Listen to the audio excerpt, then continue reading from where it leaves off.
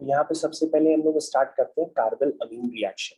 तो यहाँ पर सबसे पहले जिस रिएक्शन का नाम है उस रिएक्शन का नाम है carbylamine reaction.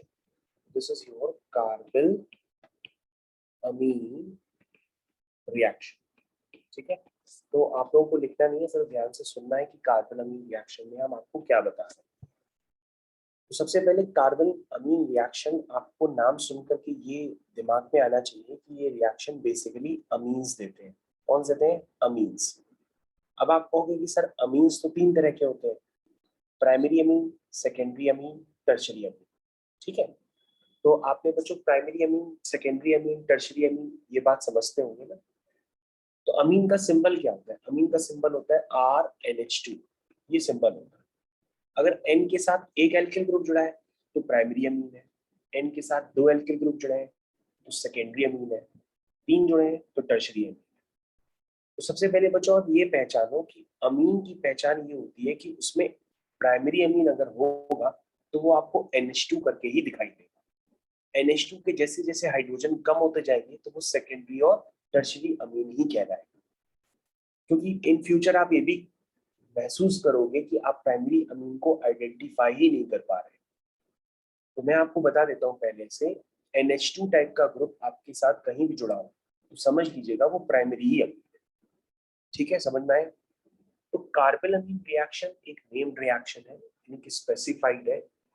Named reaction नाम का चैप्टर हम लोग इसलिए पढ़ते हैं क्योंकि यहाँ पे रिएक्शंस के सिम्टम्स से देख करके हम लोग पहचान सकते हैं कि रिएक्शन आखिर कौन सी है। इवन ये रिएक्शंस आपके स्कूल एग्जाम्स में, बोर्ड एग्जाम्स में डायरेक्टली आती है लिखने के लिए, बैलेंस करने के लिए, कंप्लीट करने के लिए। तो सबसे पहले हम लोग देखते हैं कार्बल अमीन रिएक्शन कौन देते हैं। ये देते हैं प्राइमरी अमीन्स और प्राइमरी एरोमेटिक अमीन्स भी देते हैं। मतलब अगर आर की जगह आप बेंजीन लगा देंगे तो जिसका नाम होता है एनिलीन, वो भी इस रिएक्शन को देगा। तो सबसे पहले बच्चों नाम ही रिएक्शन का कार्बल अमीन रिएक्शन है, तो आप दिमाग में ये तो फिट कर लो कि ये रिएक्शन अमीन्स देते हैं। कौन से अमीन? प्राइमरी अमीन या प्राइमरी एरोमेटिक अमीन। ये आप अपने दिमाग में फिट करना स्टार्ट कर दीजिए। अब आपने कहा कि सर ठीक है, ये रिएक्शन किसकी प्रेजेंस में होती है और प्रोडक्ट क्या बनता है।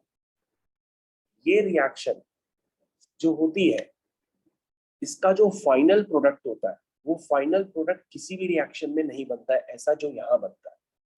इसका जो फाइनल प्रोडक्ट होता है उसमें आइसोसाइनाइड होता है। क्या होता है? आइसोसाइनाइड। बच्चों अगर CN होता है तो CN का मतलब होता है नाइट्राइल ग्रुप, या CN को आप साइनाइड ग्रुप कहते हैं। CN को आप साइनाइड कहते हैं, IUPAC में साइनो वगैरह भी कहते हैं। CN को नाइट्राइल ग्रुप भी कहते हैं। तो बच्चों यहाँ पे CN नहीं है, यहाँ पे जो CN है उसको उल्टा कर दो, यानी कि NC, यानी कार्बन से CN नहीं जुड़ेगा। कार्बन CN के C से नहीं जुड़ा हुआ है, कार्बन CN के N से जुड़ा हुआ है। जो एल्किल ग्रुप का कार्बन है वो CN के N से जुड़ा हुआ है, तो यहाँ पे NC है। अब आप कहोगे सर CN और NC में डिफरेंस क्या होता है? डिफरेंस क्या मतलब, अगर CN होगा, ध्यान से देखो मैं आपको बताता हूँ। अगर CN है, मान लो सभी को आदत होती है CN माइनस लिखने की, तो हमने कहा NC माइनस भी होता है, ये भी आप बात समझ लो। CN माइनस पे अगर N पे माइनस है और NC माइनस पे C पर माइनस है, तो दोनों से जो लोन पेयर का डोनेशन होता है वो अलग अलग एलिमेंट से हो रहा है। तो है तो एक ही, लेकिन नेगेटिव चार्ज अलग अलग एलिमेंट पे है। तो इनको हम कैसे कहते हैं? इनको कहते हैं एम्बिडेंट लिगेंड। ये कैसे होते हैं? Ambient ligand. बच्चों आपने लिगेंड्स का नाम पहले भी सुना है, जैसे मोनोडेंटेट लिगेंड होता है। मोनोडेंटेट लिगेंड क्या होता है? जैसे अमोनिया होता है ना, उसमें N का लोन पेयर कोऑर्डिनेट करता है। वाटर, ये भी मोनोडेंटेट लिगेंड है। मोनोडेंटेट लिगेंड का मतलब ये होता है कि उस मॉलिक्यूल से एक ही एटम कोऑर्डिनेट करेगा। अब भाई वाटर में हाइड्रोजन तो कोऑर्डिनेट करता नहीं है, अमोनिया में हाइड्रोजन तो कोऑर्डिनेट करता नहीं है, लेकिन ऐसे लिगेंड्स, या उनको लाइगेंड्स भी कह सकते हैं आपके टीचर, जो दोनों तरफ से कर सकते हैं उनको कहते हैं एम्बिडेंट लिगेंड।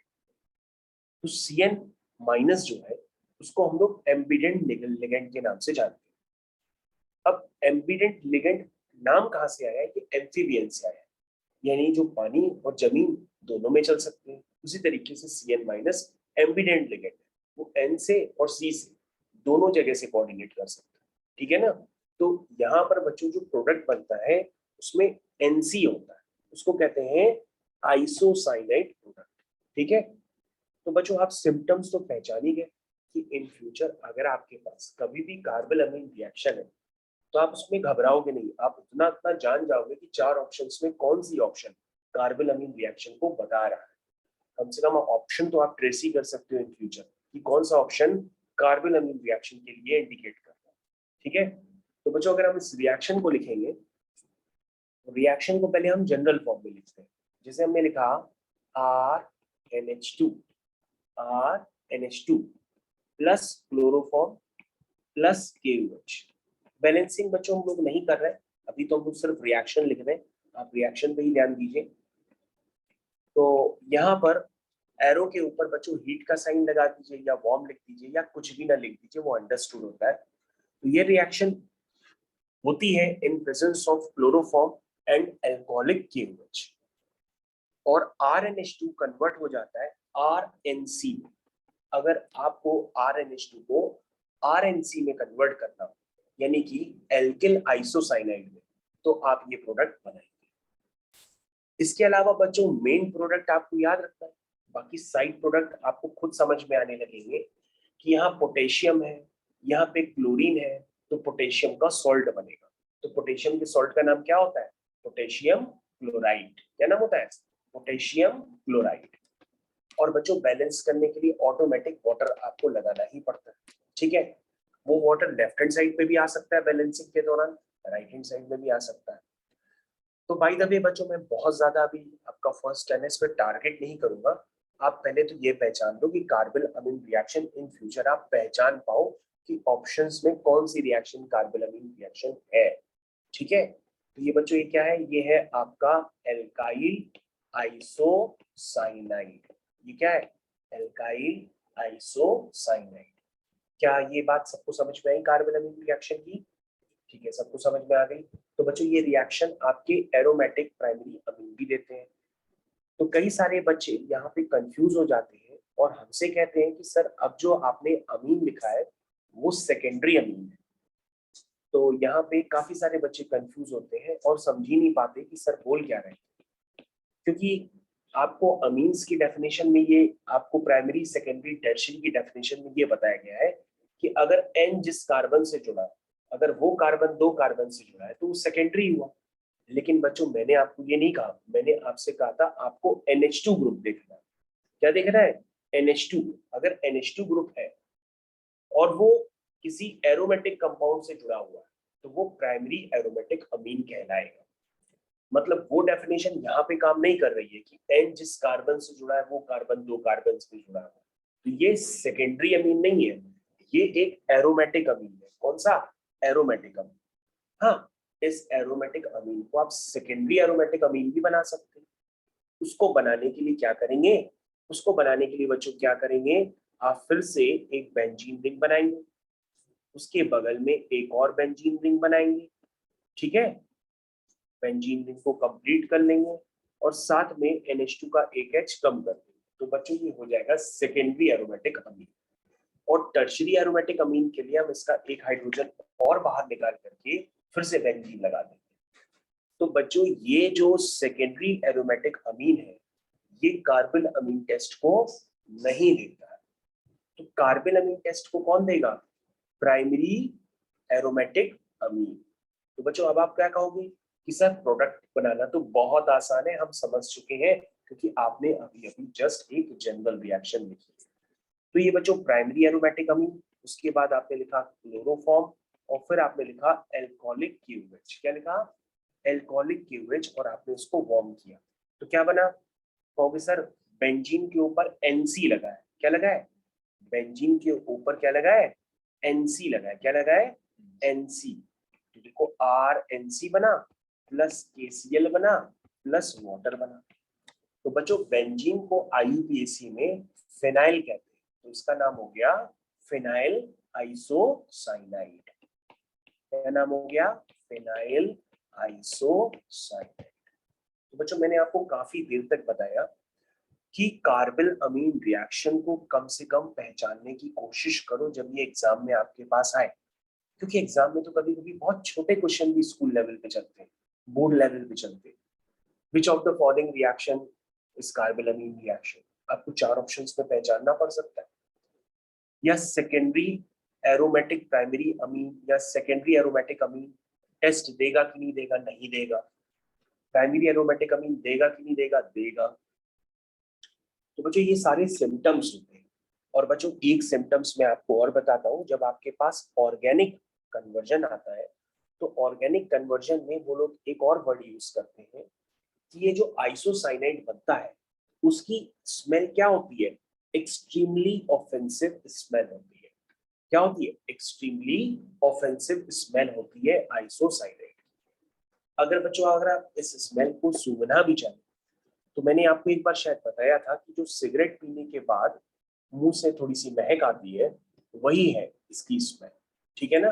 तो ये है एक्सट्रीमली ऑफेंसिव स्मेल। कैसी होती है इसकी, ये एक्सट्रीमली मतलब बहुत ही धुआं आने लगेगा, मतलब दम घुटने लगेगा। एक्सट्रीमली क्या मैं लिखने जाता, एक्सट्रीमली ऑफेंसिव स्मेल। तो मैं इस बात को लिख देता हूं दोबारा, एक्सट्रीमली ऑफेंसिव स्मेल।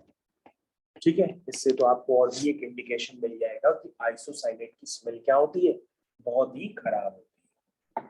ठीक है, तो मेरे ख्याल से सभी बच्चों को समझ में आ गया।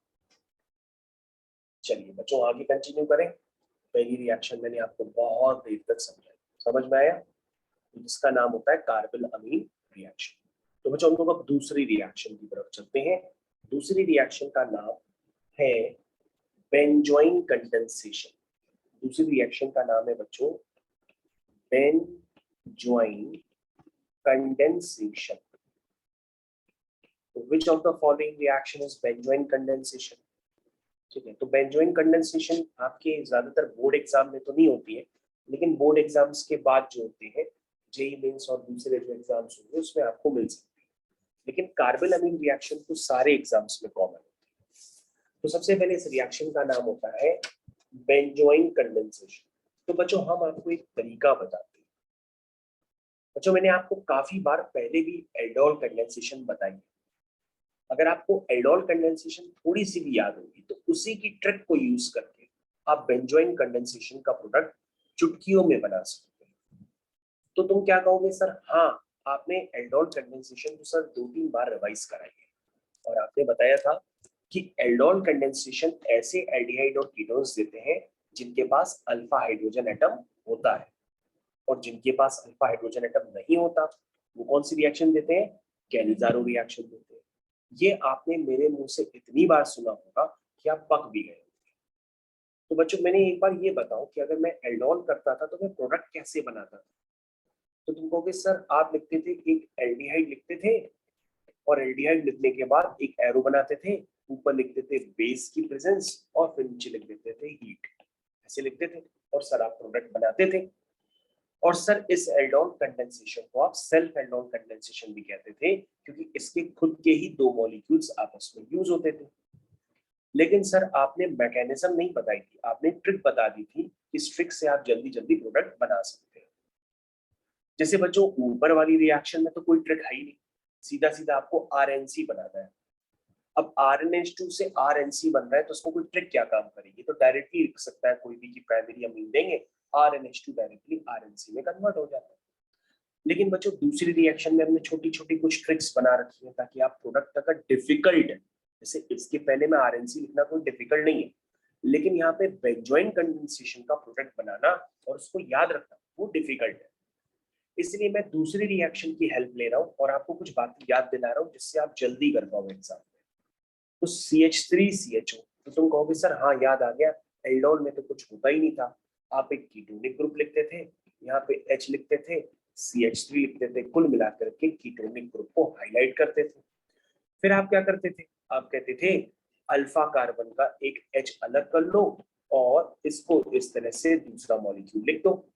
फिर सर आपने क्या सिखाया था कि O को देते हैं अल्फा H और बाकी जो कार्बन बचा वो देते हैं इस कार्बन को, यही होता है ना, और प्रोडक्ट आपका बनके तैयार हो जाता है। तो उसके बाद बच्चों मैंने क्या बताया था, अगर ये एल्डोल है तो आपने कहा था, उसके बाद सर आपने बताया था इसको हीट करते हैं, जब हीट करते हैं तो अल्फा का H और बीटा का OH बाहर निकल जाता है और final product alpha beta unsaturated aldehyde होता है। क्या बच्चों आपको ये याद है? तो सर याद है, ये एल्डोल कंडेंसेशन आपने बहुत बार बताया। चलो बच्चों एक बार फाइनल प्रोडक्ट दोबारा ही रिव्यू कर लेते हैं। वाटर निकाल देते हैं, अल्फा का H बीटा का OH। और बच्चों मैंने आपको बताया था कि आप रास्ते में ही पहचान सकते हो कि रिएक्शन सही हो रही कि गलत हो रही।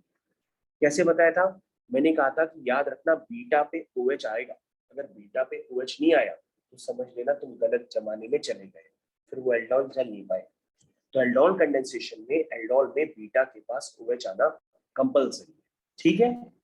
उसके बाद ये प्रोडक्ट बच्चों बन के तैयार हो गया और आई होप आप लोगों को एल्डोल तो एकदम रट गई होगी और इससे तेज रिएक्शन आप लोग कोई कर नहीं पाओ, बन गया।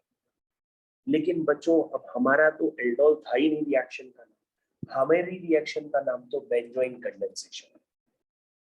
हमारी रिएक्शन का नाम बेंजोइन कंडेंसेशन है, लेकिन मैं ऐसे ही आपको सिखाऊंगा। तो तुम कहोगे सर कैसे सिखाएंगे? हमने कहा बेटा हमने यहाँ पे लिया है PHCH। क्या लिया है? PHCH। और मैं इसकी सेल्फ एल्डोल कंडेंसेशन कर दूंगा। तो तुम कहोगे सर PHCHO मतलब बेंजल्डिहाइड हुआ। तो सर आप इसकी सेल्फ एल्डोल कंडेंसेशन करेंगे, यानी आप इसके खुद के ही दो मॉलिक्यूल्स लेंगे। यस, हम खुद के ही दो मॉलिक्यूल्स लेंगे। फिर हम कार्बन लिखेंगे। कार्बन से क्या जुड़ा है? कार्बन से फिनाइल जुड़ा है। कार्बन से क्या जुड़ा है? H जुड़ा हुआ है। और क्या जुड़ा है? कीटोनिक ग्रुप जुड़ा है। तो तुम कहोगे सर यहाँ पे तो अल्फा H है ही नहीं। तो हमने कहा अल्फा H हमें चाहिए भी नहीं, मैं तो बस एल्डोल की हिंट ले रहा हूँ, उसकी ट्रिक यूज कर रहा हूँ। तो बच्चों यहाँ पे अल्फा H की बजाय जो CHO का H है ना, उसको हम लेते हैं। जो CHO का H है हम उसको ले लेते हैं और वही ट्रिक वापस चला देते हैं कि O को दे दो H और बाकी जो भी बचे वो दे दो उस कार्बन। सर ये तो बिल्कुल एल्डोल की तरह है, बस यहाँ पे आपने अल्फा हाइड्रोजन लिया ही नहीं। और लेते भी कैसे? क्योंकि बेंजल्डिहाइड में CHO से जुड़ा जो कार्बन है उसके पास अल्फा हाइड्रोजन एटम होता ही नहीं, और जब होता ही नहीं तो लेते भी कैसे? नहीं लेते ना। तो इसका मतलब अब आप कौन सी रिएक्शन कर रहे हैं? Benzoin condensation. तुम कहोगे सर ये पहचानेंगे कैसे? हमने कहा अगर कैनिजारो रिएक्शन होती तो कैनिजारो रिएक्शन में पता है एरो के ऊपर क्या लिखा होता? NaOH लिखा होता। क्या लिखा होता? NaOH। तो ये कैनिजारो रिएक्शन होती। तो कैनिजारो रिएक्शन में प्रोडक्ट कैसे बनाते हैं? तुम कहते हैं RCH2OH plus RCOO minus Na plus. क्या बच्चों आपको याद है कि कैनिजारो रिएक्शन में आप ऐसे प्रोडक्ट बना लेते थे क्योंकि कुछ होता ही नहीं था उसमें। एल्डिहाइड देते हैं वो रिएक्शन बेस की प्रेजेंस में देते हैं, और RCH2OH जिसको आप प्राइमरी अल्कोहल कहते हैं, और RCOO माइनस Na प्लस जिसको आप सोडियम सॉल्ट ऑफ, क्या कहेंगे इसको बच्चों? Sodium salt of benzoic acid. क्या कहेंगे? Sodium salt of benzoic acid. क्यों? क्योंकि बच्चों बेंजीन के ऊपर COOH लगा होता है तो उसको बेंजोइक एसिड कहते हैं, और COOH का H हटा करके आपने मेटल से रिप्लेस कर दिया, यानी कि एसिड का H हटा करके मेटल से रिप्लेस करते हैं तो सॉल्ट बनता है। तो ये sodium salt of benzoic acid बन गया। तो तुम कहोगे सर ये आपने कैसे पहचानी कि बेंजोइन कंडेंसेशन? तो हमने कहा बेटा बेंजोइन कंडेंसेशन की पहचान होती है कि एल्कोहलिक केसीएन की प्रेजेंस में होता है। क्या होता है? एल्कोहलिक केसीएन की प्रेजेंस में होता है। और बच्चों मैं बार बार ये नहीं कहूंगा हीट का साइन लगाओ, वो आप अपना खुद लगाते रहो। तो एल्कोहलिक केसीएन की प्रेजेंस में अगर रिएक्शन होगी तो वो बेंजोइन कंडेंसेशन है। बात समझ पाई? और अगर NaOH की प्रेजेंस में रिएक्शन है तो वो कैनिजारो रिएक्शन। समझ में आया? ओके। तो कहोगे सर प्रोडक्ट तो उसमें हम बना ही लेंगे क्योंकि आपने खुद ही बता दिया। ये देखो सर PH, ये देखो H, ये हो गया OH और ये हो गया COPH। बस खत्म हो गई बेंजोइन कंडेंसेशन, खत्म। कुछ भी नहीं होता बेंजोइन कंडेंसेशन। उसमें आपको क्या करना है? अगर सिर्फ बुक का देखोगे तो बुक में तो सिर्फ बच्चों इतना ही लिखा है PHCHO, उसके बाद एल्कोहलिक केसीएन हीट, और यहाँ पे प्रोडक्ट बन के तैयार हो गया PHCHOH COPH। ये बच्चों बुक में इतना ही लिखा है, लेकिन आपको ये याद ही नहीं है। इसलिए मैंने बच्चों आपको एक ट्रिक बता दी। उस ट्रिक से आप बेंजल्डिहाइड की बिल्कुल सेल्फ एल्डोल कंडेंसेशन की तरह करते हुए आप प्रोडक्ट बना दो। ठीक है, क्या ये समझ में आया? तो बच्चों इस प्रोडक्ट का नाम भी जान लो। इस प्रोडक्ट का नाम होता है बेंजोइन। इसी प्रोडक्ट का नाम होता है बेंजोइन। क्या होता है? बेंजोइन। और बच्चों ये कोई और मॉलिक्यूल नहीं देगा, ये सिर्फ आपके पास बार बार, ये नेम्ड रिएक्शन है, इसमें बार बार आपके पास सिर्फ और सिर्फ जो है बेंजल्डिहाइड ही आता रहेगा। ठीक है ना? तो आपके पास बेंजोइन कंडेंसेशन तो बहुत इजी हो गई ना, कुछ रिएक्शन। बच्चों हम लोग आगे कंटिन्यूएशन में ले रहे हैं और जो रिएक्शंस ले रहे हैं वो भी आपको धीरे धीरे समझनी है। अब बच्चों समझनी तो पड़ेगी, हंस के समझो, रो के समझो, लेकिन समझनी तो है। ठीक है, तो बच्चों आगे का जो रिएक्शन ले रहे हैं वो थोड़ी सी इजी लेते हैं, आप पहले भी शायद पढ़ चुके हो। उसका नाम है फ्रीडल क्राफ्ट एल्काइलेशन। रिएक्शन का क्या नाम है?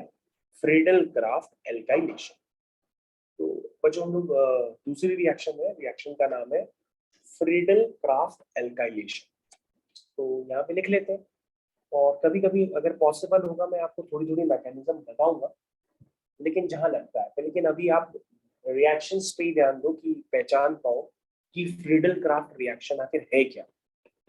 ठीक है, तो फ्रीडल क्राफ्ट रिएक्शन ये होती है बच्चों, दो तरह की होती है। एक फ्रीडल क्राफ्ट एल्काइलेशन होता है, एक फ्रीडल क्राफ्ट एसाइलेशन होता है। तो फ्रीडल क्राफ्ट बच्चों दो तरह की है, तो हम ऐसा करते हैं, रिएक्शन न लिख करके पहले फ्रीडल क्राफ्ट एल्काइलेशन कर देते हैं।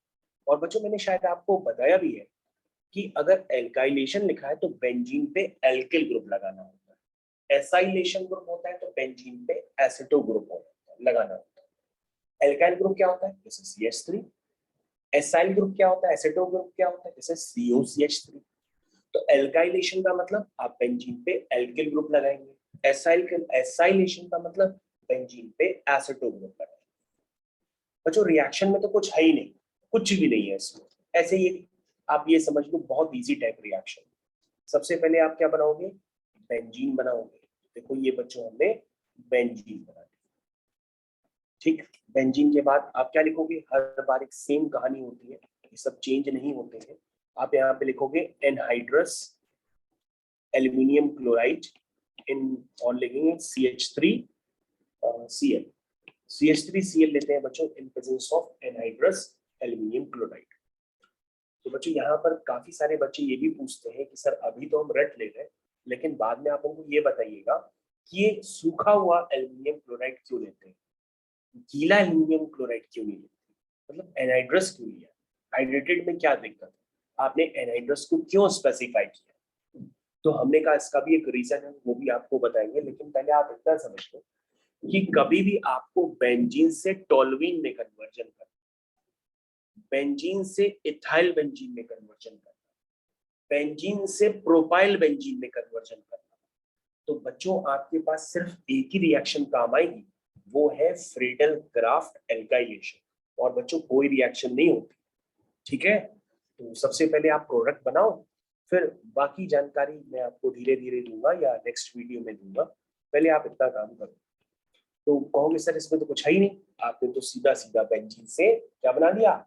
टोल्यूइन। क्या नाम होता है इसका? टोल्यूइन प्लस HCl बाहर निकल जाता है। CH3Cl था ना, तो बेंजीन का एक H हटा होगा, तभी तो CH3 लगा होगा, और एक H जो हटा वो Cl के साथ जुड़ करके HCl बना लिया। बाकी एनहाइड्रस एल्यूमिनियम क्लोराइड तो ये कैटलिस्ट है जो रिएक्शन को प्रमोट करेगा। एल्यूमिनियम क्लोराइड थोड़ा ना आता है, वो कैटलिस्ट होता है। ठीक है, तो बच्चों इसी के लिए मैं एक रिएक्शन बस आपके लिए और लिख देता हूँ। जस्ट वेट, दोबारा बच्चों एक रिएक्शन और लिख लेते हैं ताकि कोई दिक्कत ना आए इन फ्यूचर। क्या लिखेंगे बच्चों? देखो जैसे मैंने लिख लिया CH3CH2Cl, तो अभी क्या बनाया? अभी हमने बनाया टोल्यूइन। ठीक है, टोल्यूइन का बच्चों कभी कभी बच्चे नाम भूल जाते हैं, तो उसको मिथाइल बेंजीन भी कह सकते हैं। ठीक है ना, क्या कहेंगे? Methyl benzene. लेकिन टोल्यूइन आप याद रखें तो वही ज्यादा बेहतर है। ओके, तो यहाँ पे बच्चों क्या बन जाएगा? CH2CH3, इसका क्या नाम है? Ethyl benzene. क्या नाम है बच्चों? Ethyl benzene. उसी तरह से बच्चों अगर आप CH3 CH2 CH2 से ले आएंगे, CH3 CH2 CH2 Cl लेंगे तो प्रोपाइल बेंजीन बन जाएगा। ठीक है, तो ये होता है बच्चों। चलिए अब बच्चों आपने क्वेश्चन पूछा था कि ये बताइए कि ये सूखा हुआ एल्यूमिनियम क्लोराइड क्यों लेते हैं, गीला क्यों नहीं लेते? तो हमने कहा बेटा ये जो एल्यूमिनियम क्लोराइड है अगर आप उसको ध्यान से देखेंगे तो ये एल्यूमिनियम क्लोराइड क्या है, इलेक्ट्रोफाइल है कि न्यूक्लियोफाइल है क्या? तुम कहोगे सर एल्यूमिनियम के पास वैलेंस शेल में 3 इलेक्ट्रॉन होते हैं, तो सर 3 इलेक्ट्रॉन ये किससे शेयर कर रहे हैं? क्लोरीन के 3 इलेक्ट्रॉन से। तो क्या एल्यूमिनियम का ऑक्टेट पूरा हुआ क्या? नहीं पूरा हुआ, नहीं पूरा हुआ ना। तो एल्यूमिनियम क्या है एल्यूमिनियम क्लोराइड में? ये एल्यूमिनियम क्या है? इलेक्ट्रोफाइल है, न्यूट्रल इलेक्ट्रोफाइल, ये इलेक्ट्रॉन डेफिशिएंट है।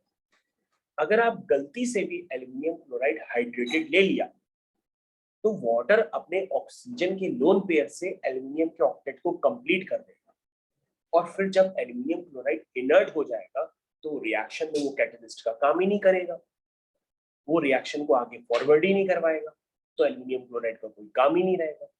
तो इसलिए बच्चों की एल्यूमिनियम क्लोराइड में इलेक्ट्रॉन्स की डेफिशिएंसी बनी रहे, वो इलेक्ट्रोफाइल की तरह ट्रीट करे, इसलिए हम एनहाइड्रस लेते हैं, हाइड्रेटेड नहीं लेते। तो तुमने कहा ठीक है सर, ये बात समझ गए। तो सर इसमें होता क्या है? हमने कहा कुछ नहीं होता। जैसे आपने क्या लिया था, CH3Cl लिया था, तो CH3Cl क्या होता है बच्चों, ब्रेक हो जाता है। ये देखो CH3 प्लस और Cl माइनस, इसको इस तरह से हम लोग ब्रेक कर सकते हैं। और बच्चों हम लोग रिएक्शन जानने के बाद ही तो मैकेनिज्म लिखते हैं ना।